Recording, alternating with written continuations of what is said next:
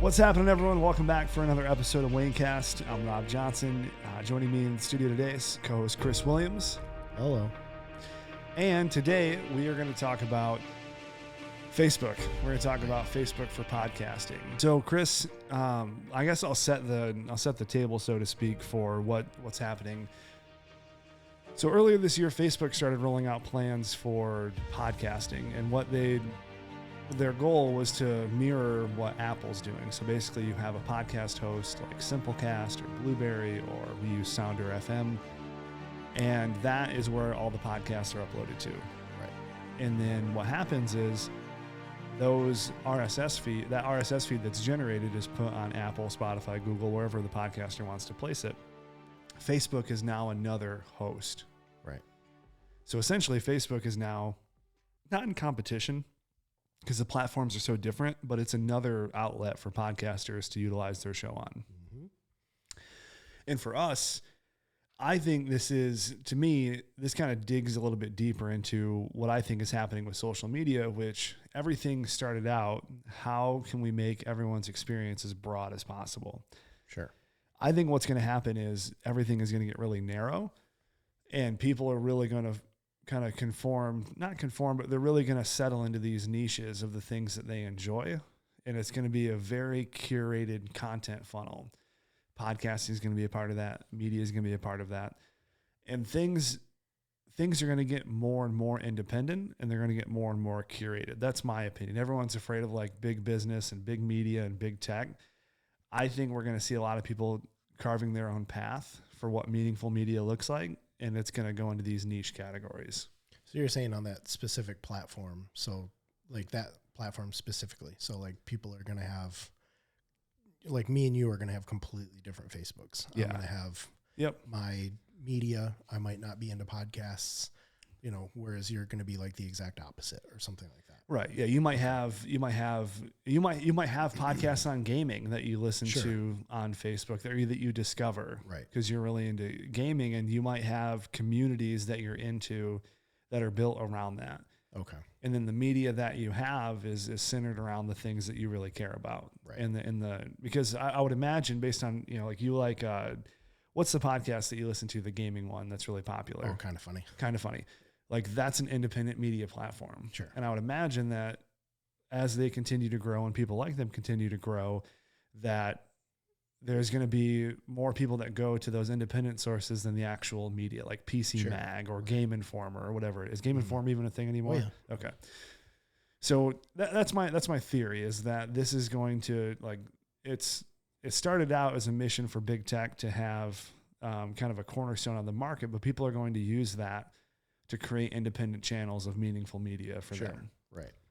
Oh, that's pretty cool. Yeah, I did like that the going over some of the stuff that they have is, if you're already following that page, you're already subscribed to their feed. Yeah. So you don't have to go out and re-find them or resubscribe or find their new or wait for them to create a podcast page or anything. You're already in. Yeah. And the algorithms are already going to start feeding you, hey, since you like this, this, and this, you might like this, and you might like this, and then you're going to start finding new things, which I think is really cool. Yeah. That brings up an interesting point, though. Like right now, when you're doing sponsors, right? One of the things sponsors ask for, potential sponsors, is your subscriber count. Sure. So Wayne Media has about 1,200 followers on Facebook. Mm-hmm. When I added Waynecast to that, we just gained 1,200 subscribers. Oh. To me, that's not 1,200 people that listen to the show, though. Right. So is that going to be a manipulation tactic? Because you can get junk traffic on Facebook for like campaigns. Sure. I'm just wondering how, that's a completely side topic, but it's just something that popped up as you said that. Yeah, no, that's interesting. Yeah. Because subscribers, and you, if I'm not mistaken, you don't really ever know how many subscribers you currently have on like Apple or Spotify, but you have like the dedicated downloads or the number of listeners, like the unique IPs that you've had listen. Sure. So I don't really know exactly how that would be calculated, but that's just interesting. Yeah. Because it does open up a whole nother audience of people that are now getting delivered this show. Right. And from the preliminary data, it looks like it's delivering to more people in your follower group than a standard post. Right. Yeah, it's pretty wild. They were saying like the group stuff, the audio groups are coming too, which is, I'm not sure if that's out or not yet. It's in some, in limited release. Yeah. Okay. Where like you can listen to a podcast with your group of friends. Yeah. And then they also have, I'm not sure if it's included with podcasts, but you can have like speaking lounges or speaking groups. And then with that, you can have as many people as you want in the audience listening. And then you can have, you know, the speaker. And if you're verified, it'll show as the check. But the audience can buy stars now, and they can use those stars to like promote themselves and move them to the front of the like virtual crowd. And then the speakers can shout them out. Oh, wow. So it's like a weird kind of like, where does that money Twitch go to? type thing. I'm not sure if it's like a cut between the presenter and Facebook or, but yeah. I thought that was kind of interesting because while you're on the app, you can see like a big burst of stars, and then your face moves up to the front and everybody can see it. So yeah, audio groups are something that is going to be really interesting to see how people end up utilizing them, because Clubhouse is the thing that people are probably most familiar with for audio groups. Yeah. The problem is it's never saved.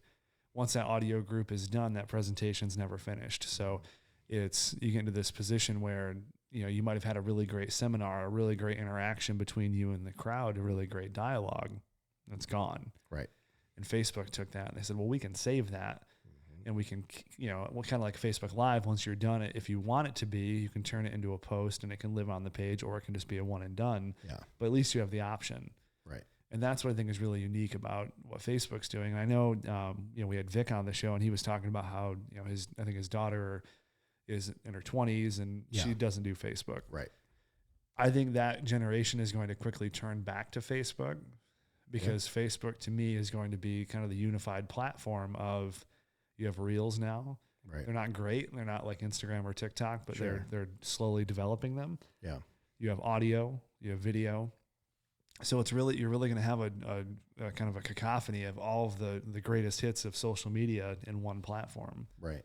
Yeah. I think to bring people back, because like he was saying, his daughter said Facebook's for old people. Yes. But like, it might be a conversation for another time, but I don't think Facebook has the greatest, like personal image right now. Yes. Like with the employees coming out saying that, you know, there's some like spying stuff, and which is kind of weird. And then, you know, the misinformation campaigns and how they, you know, traffic or monitor news sources and how they handle whistleblowers. Right. Yeah. Yeah. So like, I think they might have to do some damage control before they bring in a lot more people, you know? Yeah. But I think even those young people, they might say, oh, I don't use Facebook, but you bet they got one. Right. So. Right. And that's what's interesting is you make a good point. And that's when Facebook changed their parent company name to Meta, right? And everyone was like, Facebook app is changing to Meta. It's like, it's not. Right. It's kind of like what Google did with Alphabet. And right around 2000, where they developed a parent company to put all their products under. Facebook's doing the same thing. And what's interesting about all of this is Facebook's giving people a unique opportunity to discover different areas of interest without leaving the app. Right. And I think all of that over time is going to overcome all of the allegations or whatever, you know, because nothing's ever been formalized against them, right? But I think over time, the development that they do is going to keep people in that loop and ultimately keep new users coming to that platform, because to me, it's the only application that I know of where you can actually base a community around media. Right. I would say Reddit's probably close. Right. But again, that's off-page media. You know, it's not built into the feed as far as I know. And even Twitter is more of that's not really a community, because it's limited by your responses. You can only say 280 characters, you know? So I don't know, man, it's really interesting. Obviously we're in the podcasting business. So I think this is going to spark a new wave of people that just consume media just in the podcasting form. And I think that's going to do a significant blow to, you know, the CNNs, the ABCs, the CBSs of the world that, you know, have all this syndicated news, because people are going to go to these other sources. Right. Yeah, it's pretty cool. I think it's going to be huge. Yeah. One thing that struck me is, so a Joe Rogan episode recently had 2.3 million downloads. That was more than the majority of primetime television shows. We're getting there. Yeah, I mean, we're close. Right. But how crazy is that a podcast produced by two people, Right. Joe and Jamie, are getting more views than a TV show where they're spending like $1.1 million per episode just for the talent, not even for the production. It's crazy. So you have, at least $30 to $40 million in salary for a television show. And it's not even getting as many viewers as a simple podcast with two people talking. Yep. Why do you think that is? I don't know. I think, it could be like the phase, everybody wants to be Joe Rogan. Everybody wants to, know what he's got to say. And I think because he's so confident in what he's saying, most people that I hear about from Joe Rogan, it's, oh, Joe said this or Joe said that, or did you hear he said this? And his word is law. Yeah. And I don't know if it's like, he's up there with like The Rock and, he's an influencer. So it's, I don't know if it's just kind of his thing right now where everybody loves him or, I don't know. It's kind of interesting to see how big he is really. Yeah. Well, even like a Dak Shepard, Dak Shepard from a fame level is probably on a similar platform to Rogan with his distribution for his show. Mm-hmm. I think what we're seeing is people desiring to have long form conversations and being able to go deeper into the topics they care about. Right. Yeah, that's a good point. And to me, that's the most interesting thing about our generation is we as much as everyone wants to be headline media, you see this article from Google News or whatever, the things that I care about, at least I do a really deep dive into, and those are the topics that I focus on. Mm-hmm. And podcasting is a great way to do that. Right. You look at the shows that I listen to, like, Jocko's show, it's usually like 4 to 6 hours. Like, that's a commitment. Oh, wow. But he has some shorter shows that are like 2 hours, but even 2 hours isn't, that's a movie. Right. I mean, that's just a hair under Lord of the Rings. Right. But you make that commitment because you want to know more about that topic and engage with that person because they're in some way representative of what you like, what you like to follow.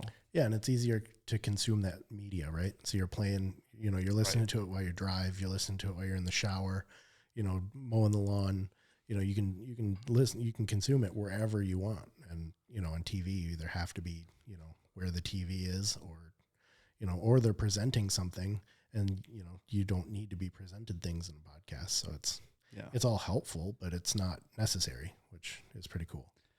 And that's what I like about this new platform for Facebook is video will be a component of it. It's not right now, but once it is, it's just that. Like, I don't need to watch every Joe Rogan episode. Right. But he had Snoop Dogg on recently. Mm-hmm. And holy cow, was that a roller coaster of an episode? It was just crazy because I guess Snoop Dogg's releasing a new album. So he put like 2 tracks on Rogan's podcast. Oh, nice. And that was like the premiere of the tracks was on his show. So he was like, it was funny because neither him nor Joe knew how to use AirDrop properly from a MacBook. That's awesome. And so Jamie's over there showing him how to do it. And then he airdrops it over to him. And then it just starts playing through the board. And it's just this huge rap song. And it was like 4 minutes of them just kind of flipping back and forth on the cameras, jamming to it. And it was just, It was like a whole big thing. And it was just kind of surreal to be like, back in the day, this would have been a radio station. Right. You would have had 2 minutes to promote it. Mm-hmm. You would have dropped the track, and then it wouldn't have lived anywhere else ever again. Right. But now it's on an app. Mm-hmm. It's in Spotify. You can go watch it right now and relive that moment. It's like, how cool is that the things that, even if you don't like, Snoop Dogg or his music or Joe Rogan, but just the topics that you care about can live in that way, whereas before it was always a fleeting moment. Right. Yeah, to be able to have it in your back pocket whenever you want it is huge. Yeah. Study whatever you want or whatever topic you have. It's just right there, which is really cool. Yeah. And the other thing too is, I guess, like, what do you think? You look at YouTube. So who are the guys that you follow? They did the 1 year journey. Oh, Unisanas. Yeah. How many millions of views do they have? Per video? Yeah. Per video. Where were they at? Ooh, I want to say it was I would guess 10 million per. And they did, but it could be upwards of 20. It's all deleted now, so I have no idea. Right. But yeah. Yeah. So they had 365 videos, right? Yep. So a video a day for a year, and they grabbed 10 million views. Like, what networks would do? Right.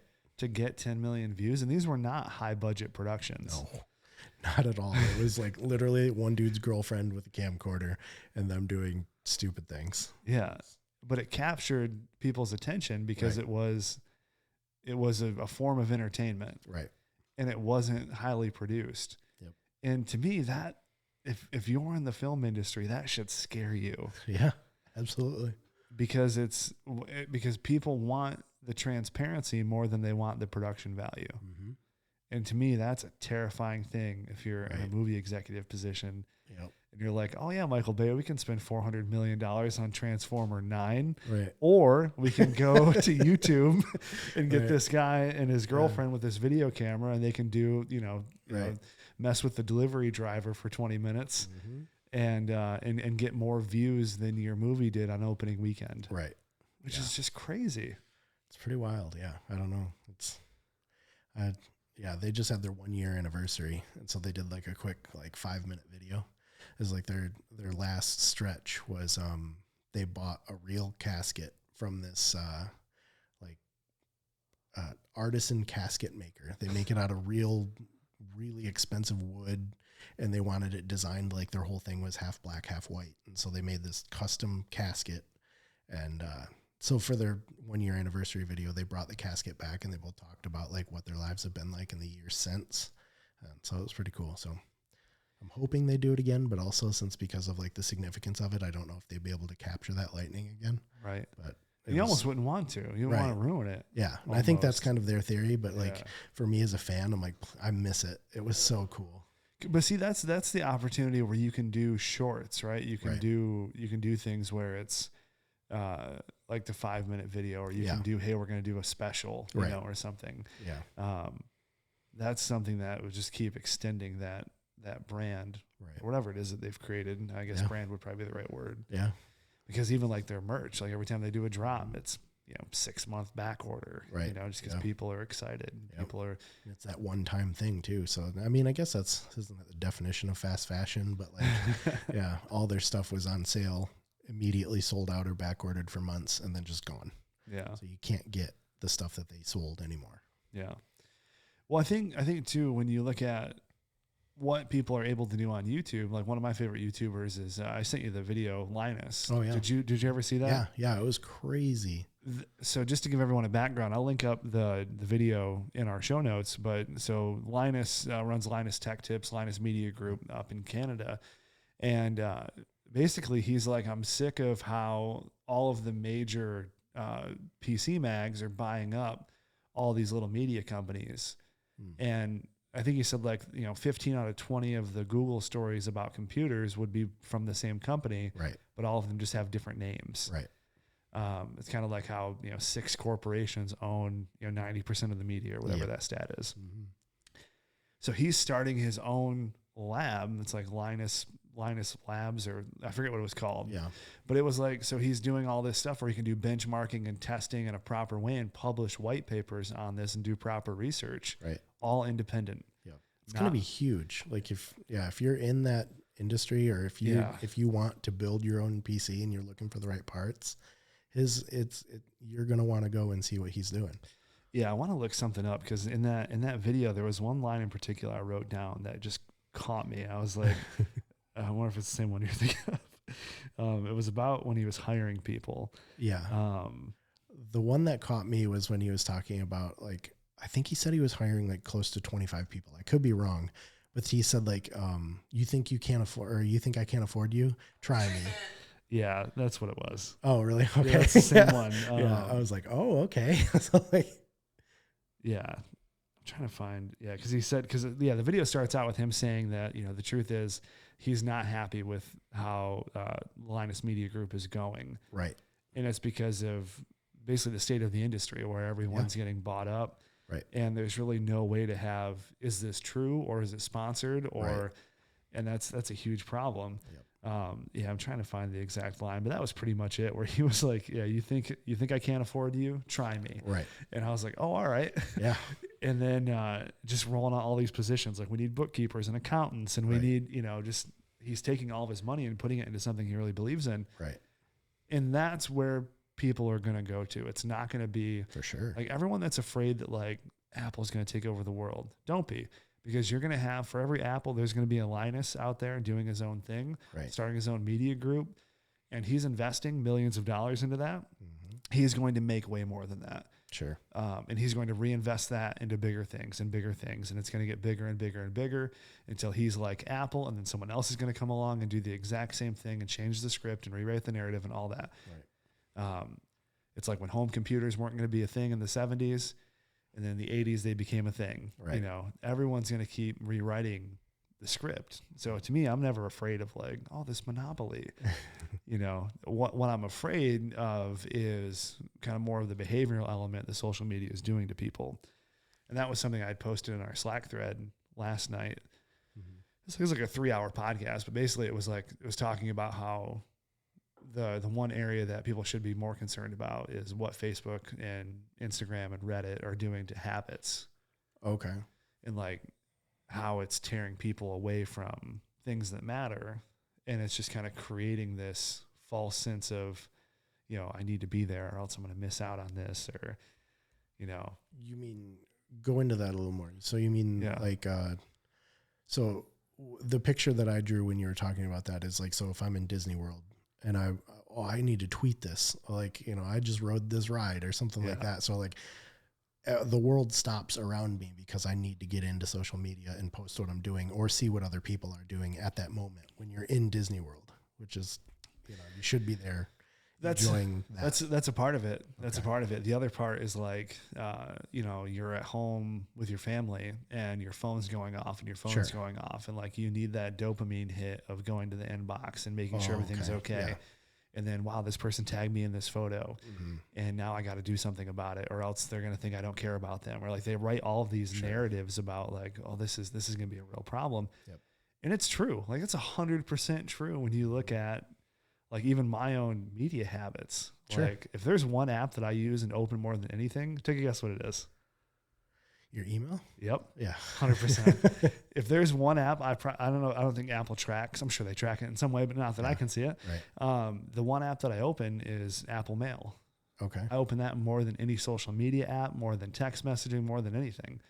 And it's like a pull it down. Is there anything new? Do I need to move anything to a folder? Do I need to organize it? And if it's not completed, like it gets to me. Yeah, I don't remember all the details, but there was an article that I was reading a while ago about, like, do you have sound notifications for your email? I do not. Okay. So I turned off vibration and sound on my phone for that very reason. Yeah. So the article was talking about like, so if you hear, you know, your phone ding and it's across the room, you'll start getting like that Pavlovian or like that itch. Like I gotta get my phone. Like, you know, it's just over there. I gotta go get it. And then like, you know, everything stops because you're like, I wonder what it is. I got to check it. And like, you know, you become an addict. So it's really interesting how that is. Did you see The Social Dilemma? No. Okay. Highly recommend it. Okay. It's only like an hour and a half, but it's really good. It's a documentary, but it's woven into this narration of like a family. Okay. And like how social media has kind of partitioned them off from each other. And it's really well done. And it created a really good conversation. I think the guy that was on the podcast, he was on Rogan's show, he said it was viewed by 38 million households in the first 28 days on Netflix. Wow. And it was like the second biggest film on Netflix that year. I missed that. Well, it's something that it's a good thing to think about. And it's every time I watch it, I've probably watched it 3 times now. And I've listened to, he's been on Rogan's show twice. And the second one just came out yesterday. Okay. And it stirs up something in me where I'm like, all right, as we're running this company, how should we effectively use social media so we're not entrapping people into that? Sure. And like, I have really hard and fast rules. Like I don't do advertisements for kids. Right. I never will. That's a big thing right now. What they say, like, I think it was yesterday they announced that like the FBI is looking into Instagram and seeing how they keep kids on the platform. And it's huge. And like, when you look at social media being rolled out to children and you look at the correlated data with like suicide rates in preteen and teen girls, it's up anywhere between 60 to like 120% in the years following because depression and anxiety as well. Yeah, absolutely. Absolutely. So it's And they have, I forget what the name of the group that they work with is, but basically it's talking about like healthy conversations around social media. And then for us as a media company, how do we not contribute to that? Mm-hmm. Because we want people to use the platform as a meaningful tool, Right. but we don't want people to ever be addicted to a platform where it's impacting their life outside of that social media. Right. And like one rule was like advertising to kids. Like, I don't care if it's, I don't even know what a big toy company is anymore. Like Disney. Sure. If Disney's like, hey, can you run ads for this? No. Like, I'll tell them no. Like, I won't do it. Nice. I won't run ads for anybody under 18. I'm not running an ad for them. Yeah. I don't think that's healthy. I think it needs to come largely from the parents. I think that's largely their responsibility. Sure. And I'm just not a fan of advertising to kids. I don't think it's beneficial at all. Right. Now, like television shows, like you can't get out of that because it's always going to be like this new series or the Disney Right. Channel's new show or whatever it is like that. That's all going to be built in, but like products, Right. you know, if they're like, hey, you need to advertise the Star Wars action figure, it's like, can't do it. Yeah. Or like adult products for kids. So like makeup kits and like, yeah. Oh yeah. Certainly can't do that. Yeah. Like, you know, my kids already like growing up way too quickly for that. Like to even, it's hard, man. It's that brings me to another topic I want to bring up. Maybe not this episode, but like what age are you going to get your kids a phone? Yeah, that's a good question. Beth and I talked about that a little bit. I would imagine it's going to be at the age where they're either doing sports or they're doing activities where they need to be away from us and they need to be on their own and they need to be able to contact us. Yeah. So I don't really know what age that would be because it largely depends on what their away from us life looks like. Right. But whenever that is, like whenever it's an actual measure of communication rather than convenience. Sure. Okay. Then you put like the tracking and monitoring the texts and absolutely. And that's not, and I've thought about this a lot, and the explanation to them, because it's going to be full transparency, is like, this is not because I don't trust you. This is because I need to see what people are saying to you. Right. Because you might get hit with a curveball you've never thought of. Sure. And I need to be there for you. Okay. Yeah. You know, I need to be the one to help you work through that. Or if someone's bullying you, or, you know, if some, you know, weirdo's texting you from, I don't know how he would even get your number, but just, you know, just weird shit that happens online, you know, like you got to be aware, you got to be in the know. Right. Because that's how, you know, kids can develop these messages from other people that you don't even know, or friends at school that you're not even aware of. And it's a dangerous game. Yeah. It's a really interesting situation. I don't have kids, so I've always kind of pondered that myself. Like, what do I just give them the freedom and then just try to be as open and honest as I can? Like, look, this is the internet, kid. You're going to see some crazy stuff. But then like, what's the age restriction on that? So like, you know, any kid can click, yep, I'm over 18. Oh, right. But like, so it's just kind of weird how that goes. And then what do you do? You know, there's different apps out there for monitoring and tracking and stuff. Some are more discreet, some are more out in the open. Like I've seen some where you have to like approve of the person texting, or like the parent has to approve the number to be in the phone in the first place. Yeah. And so just having that, or, you know, doing it under the radar, like how much, you know, you can tell your kid you trust them all the time, or, you know, all day long, but when you're putting those monitoring systems on their phone, do they get that or do they not? I think that's when because I think there's probably two philosophies to that. One is like, I'm your parent and I'm going to put it on there and you're going to deal with it. Right. Which I think is probably the wrong thing to say. Sure. Right. And the second one is, we're going to put this on here together and here's why. Right. Here's why it's going to be helpful for you. Yeah. And if it's not, or if there's something that's, you know, if I was wrong in something that we put on there that we shouldn't have, then we need to talk about it. But at the end of the day, like, I need to be the one that's in control. Yeah. Because I'm still responsible. Right. For everything that my kids do until they become adults. And even then, I think my responsibility extends beyond that. But I don't want them to ever be in a position where like I didn't prepare them for something. So yeah, the internet is dark and scary, and it's also awesome with how much information and knowledge you can gain from it. Like it's a double-edged sword. I feel like I and Beth as well should be the one to walk our kids through that together and answer those questions. And we might not know all the answers. We might have differences of opinion, and that's okay. Right. But we at least need to be in on the conversation. I don't want someone else having that conversation. Right. So do you have those same limits for social media? Like, Yeah, for sure. Are you going to put those, so Emmy's 8, 9? 7. Yep. God, she's so tall. Dude, it's nuts. What is she, 16? Yeah, right. So if she, gets up there and wants to start playing sports, and you get her phone, do you put a Facebook on her phone? No. Okay. No, there's no value in it for her. Sure. Okay. Like if she can articulate the value, okay, then we'll talk about it. That's cool. I like that. Have her bring the case, other than just I want it. Yeah, all my friends are on it. They're right. Cool. Like your friends are doing a lot of dumb things. Right.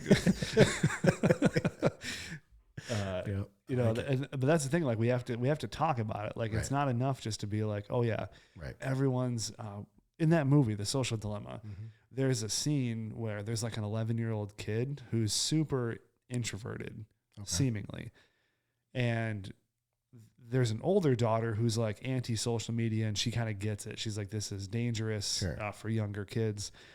And she asks her mom, she's like, why did you get her a phone? And the mom was like, well, all of her friends, have the phones. Like, I don't want her to be left out. Wow. But then like, you have to watch it, man. It's nuts. But there's a lot of crazy stuff. But yeah. Like it needs to be, there needs to be a purpose behind it. It can't just be because everyone's doing it. Right. Cause that's dangerous as well. Right. It's something that I think about a lot as they're getting older and as our social media continues to evolve, and TikTok and Snapchat and deleted messages and hidden apps, and you can't not acknowledge they're there because somebody else will tell them that. And then they're gonna be like, well, why didn't they tell me? They didn't trust me. They walk through this narrative of, you got to go through it with them and explain this is why we don't do it. It's kind of like drugs, right? Like you can't just be like, well, drugs don't exist. Yeah, drugs are bad, okay? Well, right. And also there's an appropriate time, right? You don't do it when they're, 5, right? Right. But you need to acknowledge what's out there so that you can talk about it, together. Sure. And work through, this is why it's not a great idea. This is why it can be really dangerous to your mental health. This is why, marijuana can really hurt your mental development before the age of 25. Right. Like talk about the data. Don't just be like, you can never drink or, whatever, ever, like you just need to actually talk and not just, hope it's going to get settled. Yeah. Right. Or they figure it out for themselves. Yeah. What did on Tell 'em Steve, Dave Walt was talking about that with his daughter. He was like, we never really talked about sex and drugs because we just don't want to be bothered with that. We figured she'd figure it out. And I was like, I don't know if he was joking or not. I think he was, because he's very tongue in cheek like that. But like that's a real life thought and action that a lot of parents do. Yeah. Oh yeah. Like in my case, my parents did not tell me like there was no sit down to talk about sex or drugs. It was just like, yeah, they're bad. Yeah. Move on. Very passive. Or my tiny school of like a class of 50, the one health day or whatever, when they didn't have a curriculum in place. So they would say like, all right, we're going to talk about drugs and how bad they are. And then we're going to show you a bunch of really graphic pictures of like car accidents. And these people were on drugs when you don't want to be like them. So like, there was no talk about what they actually do or how they can harm you. I just had to figure it out for myself. Right. Yeah, that's dangerous. Sure. Like it's kind of like it's leaving you hanging, right. And it's just not what we want to do, especially when on the topic of social media, because it can get very dangerous. You can get, in the most extreme cases, sex trafficking. Absolutely. Yeah. You can get lured into a spot where you had no intention of getting thrown into a van and taken to Cuba or wherever. Right. But that's a real reality for a lot of people that just weren't wise enough with how they were using platforms. Right. This guy seemed really nice. He had a profile. Mm-hmm. We were supposed to meet at this Denny's, and then he said his car was around back, and he ran out of gas or whatever. you know, I don't know what that, I don't know who would go to a Denny's on a first date. Like, that's a red flag right there, girls. If he's like, hey, moon's over my hammy, kick his ass to the curb. Yeah. You don't want any of that. We're going to Waffle House. Yeah, at 2:00 in the morning. They're open 24/7. Right. Yeah, you don't want any of that. You don't want any of that. Yeah. So I guess to wrap up, so I know we talked about this, so I want a new segment. Yeah. So this is Chris's Corner. Yeah. Because a lot of the topics on this show are kind of driven by what we do at the company, but I want to dive into things that you like or things that you think there should be, brought up and discussed. Yeah. So do we want to just tease it or because I did bring something. Yeah, let's do it today. Okay. So my topic, which is funny you brought it up, was Apple taking over the world. So there was an article that I was checking out that they're planning to release a fully self-driving electric car in 2025. So I guess they've been working on it for a while. There's a lot of different companies that are, that they've been companies and project leads that have come and gone, and they're developing this car. And, there's plans for it to be like, there's nothing in this car but seats. They're lounge style seats, no pedals, no steering wheel, nothing. Yeah. So as of right now, their concept vehicle is just 4 seats. And so you get in it and you type where you want it to go or whatever, and it goes. Okay. So they're working on they're in talks for having like a manual takeover. So like if, on snow or something like that, then a steering wheel and pedals will pop out of nowhere, and then, you can take over. Okay.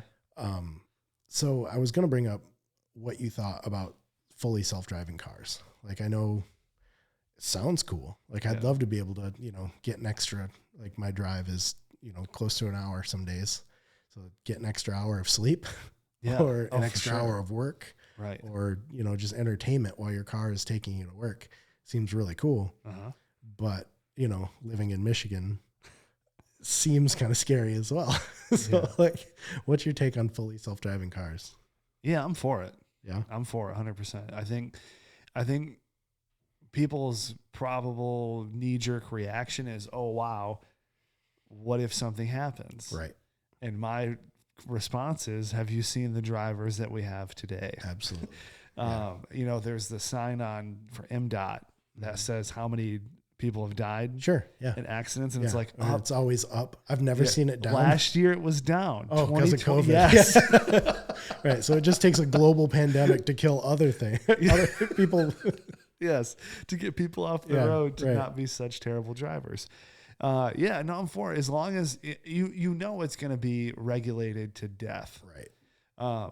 There's going to be a ton of restrictions, and there's going to be only these cities where it's available in because of the 5G or whatever they're going to use to connect to it. Right. And luckily with the vaccines, now everyone's got that in them. So that's kind of unique. So I'm just kidding. Right. Should I take that out? Yeah, it's fine. Leave it in. I don't really believe that, just to make that clear. Right. But no, with the cars, like, it's going to be only in cities that have a high enough, technological network for them to run. Right. So with all that, like, I'm fine with it. I think it's great because more productivity or more relaxed time. Right. And if you have a commute that's longer, it doesn't make it as, trying. Right. Sure. So yeah, I'm fully for it. I want it to be rolled out in a way that everyone is comfortable with, because it's going to be a tough conversation. But right now, distracted drivers, like there was a dude last night, like he was literally elbows on the steering wheel texting, and like he was in, I don't know what it is, but it's always people that have like a PT Cruiser, let's say. Right. It was like a rusted out PT Cruiser, and like almost sideswiped this dude. And if that guy wasn't aware enough to like just get over just a little bit, he'd have been in the guardrail. Right. But he was literally I was watching him elbows on the wheel, texting like right in front of his face. And then he noticed that dude had to swerve, and he was like, and then like went back, and just like looked over, gave like a courtesy look, and then just make sure no one was like throwing anything at him, and then like went right back to it. It's crazy. Yeah, I'm full for not touching your phone while driving at all. Like, usually, like I have the Apple Watch, I'll just glance down and be like, okay, it's not an SOS or something. I can just keep going. But yeah, There's never like, oh, I got to fish my phone out of my pocket while I'm driving. But Yeah. yeah, no, you bring up a good point with like, robots do have faster reaction time than people. So, And they're not distracted. right. And that's the thing that's for me is like when they're talking about how, truck drivers, are going to Sure. lose their jobs because of automated drivers. I mean, like that's another form of evolution. And in that, what people I think forget is there's going to be a lot more technology driven jobs. Right. And even logistical jobs to provide those frameworks. Right. So as one industry starts to lose volume, another one's going to peak up, and that's how it works. Right. Yeah. So my next question was, do you trust a company like Apple to have a car? So like say it's, Apple just released their car today and you got GM that's pumping out their electric, maybe fully self-driving or not. You got Tesla out there. Do you go for Apple because, we love Apple? I go for Apple because I think at the end of the day, Apple's always going to make the best ethical decision to keep people in their community. Okay. That's what I think. I think Apple, if you look at all the companies that are out there, I think Apple's the one that, while yes, they put up walls around their software, we see why they do that now. Right.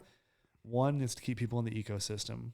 So that way they don't go elsewhere. But there's not like there's another ecosystem. It's kind of like you have Earth, and then you have like, you want to live on Pluto? Yeah, right. you want an Android? Yeah. Do you? Yeah. Sorry, Grant.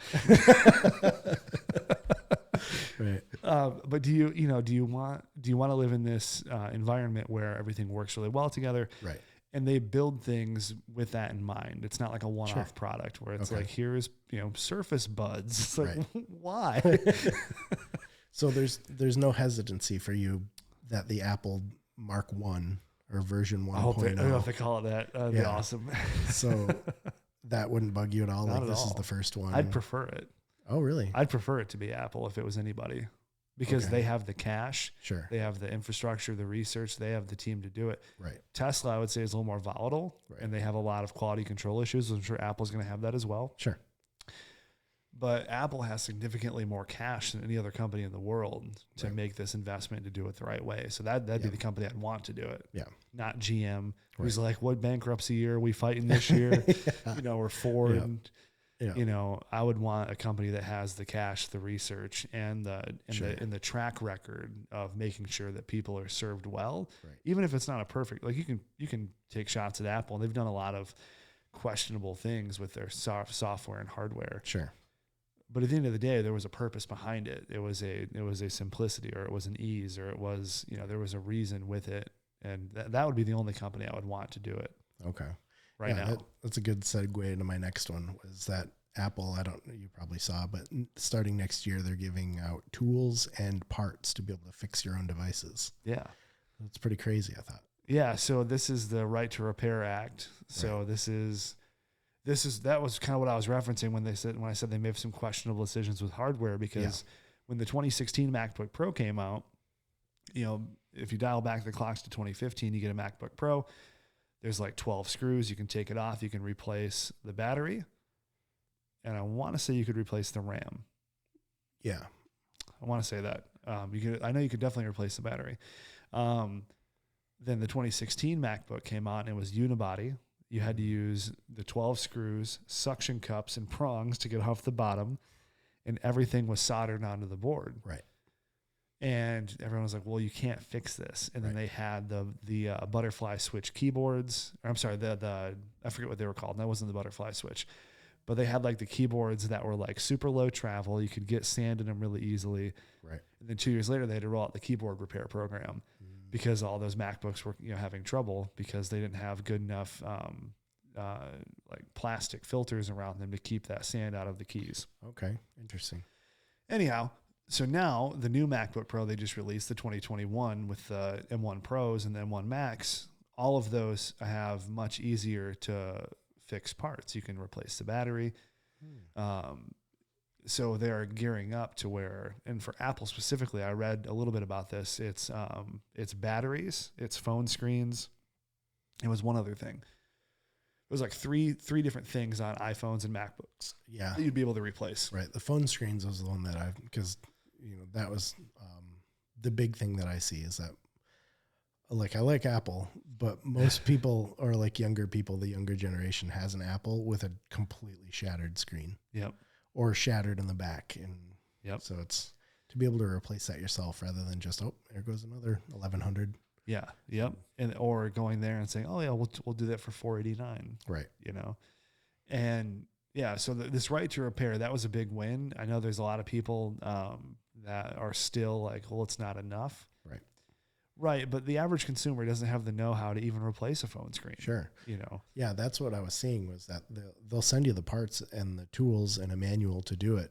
But while you're doing it, there's so many different pitfalls that can void your warranty. Absolutely. While you're doing it yourself. So now they're saying like, you know, go ahead and try to fix it if you want, but you know. Right. And that gets into where I will defend Apple, because the opportunity cost of you sitting there and trying to replace a screen for 3 hours. Right. And may or may not fixing it. Right. That's 3 hours you could have been working or doing something else, or that 3 hours you could have put into Apple Care warranty. Sure. Yeah. You know, there's a lot of different avenues that you could have used that time for, which is why I think Apple, in my head, and I understand people are like, well, they don't want people to be able to fix it. Well, kind of. They want it to run how they want it to run, because they understand that their hardware and software works best when it's together and when only they touch it. Sure. So that's why they don't want people to touch it. Like, I don't think there's any, you know, I don't think Tim Cook is rubbing his hands together, petting his cat, you know, being like, no one will ever fix these things, you know. I think it's largely just that they want people to be able to use it. They want people to use the product the way that they intended to. Yeah. And I'm fine with that. Mm-hmm. Yeah, if they roll out things, make it easier to fix, like cell phone batteries back in the day, just popped right out. You take the back off, and now it's not like that at all. Now it's a part of an actual motherboard, that's usually soldered in. It's crazy. But yeah, I'm excited that they're rolling out more things, especially batteries, like in MacBooks. Like that should be easy. Right. You know, a couple screws, a little clip, good to go. Yep. But yeah, that was it for my. I love it. Yeah, that was good. Apple taking over the world. I love it. Bring more next time. All right, cool. Yeah, I'm a big fan. I like Apple, not just because of their products. Their products are great. Some of them are super questionable. Yeah. But I like the DNA of the company. I like that they really focus on users, and that they focus on putting their users first, and they listen. So like, you know, no one ever thought they were gonna bring ports back to a MacBook. Yeah. And then pro creators were like, we really need this. Right. You have ports back. Right. You have faster charging, like that new MacBook. It charges in less than an hour. Yeah, it's pretty crazy. It's crazy. Yep. And it lasts for a full day. Mm-hmm. It's just, that's the thing that you want. And they listen, they respond, and they do everything in their own ecosystem. So when you have Dell and Microsoft and Razer and all these other companies creating laptops, they're creating it hoping that Windows is going to have software that's compatible to the things that they want to do on the software. Yeah, and then there's all those variables, and it gets all weird, and then we come back to Linus Tech Tips, where he's going to have that lab that's going to tell you, hey, you know, this might be the most expensive option, but this $100 one is better, and here's why. Yep. So, which is huge. Yeah, and even they were talking about audio testing and being able to test different speakers and microphones and having an audio lab and just things that are really needed. And it's from an unbiased perspective. This is actually what you're getting. This isn't brought to you by Shure microphones. Sure. You know, no pun intended. Yeah, sure. I mean that. Worked out good. Yeah. I'm excited to see how more people start to carve off independently and how those independent missions gain speed. Right. I don't think it's ever going to happen in the phone space or in the laptop space. I think those markets are cornered. It may, but I think in the research, especially in the media realm, it's going to continue to happen, and people are going to continue to change the dynamic of how we consume media. Like, I don't think CNN or Fox or MSNBC are going to be nearly as relevant in 5 years as they are now. Sure. Absolutely. It's going to be independent sources. I hope so. I hope so too. All right, man. Anything else? No, I think that's it for now. Cool. All right, let's wrap up this week's episode. Thanks for listening, everyone. We'll catch you all in the next one. Take care.